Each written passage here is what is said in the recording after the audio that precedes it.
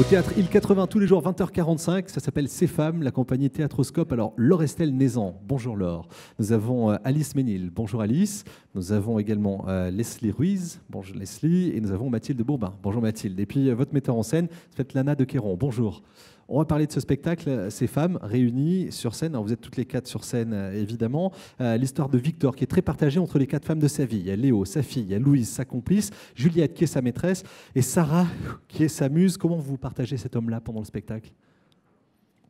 Eh ben, on prend chacune notre tour le plateau et en fait, par un habile stratagème de mise en scène, mis en place par Svetlana, en fait, on parle à un homme qui n'est pas là. C'est-à-dire qu'on s'adresse au public et les réponses ne sont pas directement données. C'est-à-dire que le spectateur s'imagine finalement ce que l'homme pourrait répondre. Ça ressemble un peu à une conversation téléphonique qu'on aurait devant quelqu'un qui n'entend pas ce que dit l'autre personne de l'autre côté. Comme quand tu parles vraiment à ton mec, en fait, quoi.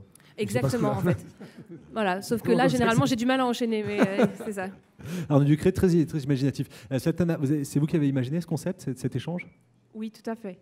En fait, je me demandais comment, avec ce texte-là, où Victor est finalement le personnage principal, faire en sorte qu'il soit complètement présent pour ces femmes et pour le public également.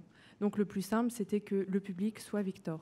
Ouais, évidemment. Donc chacun s'imagine, évidemment. Elle pose des questions qui laissent une possibilité d'ouverture, ou tout est carré, très resserré, et où on peut imaginer ? Vu qu'on enchaîne d'autres choses derrière, nous, on guide quand même le spectateur sur ce qu'on voudrait que Victor réponde.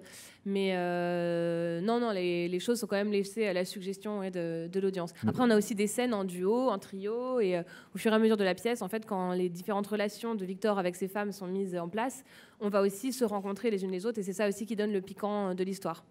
C'est une création pour Avignon ? Pas du tout, en fait. On l'avait joué déjà 3 fois à Paris en festival.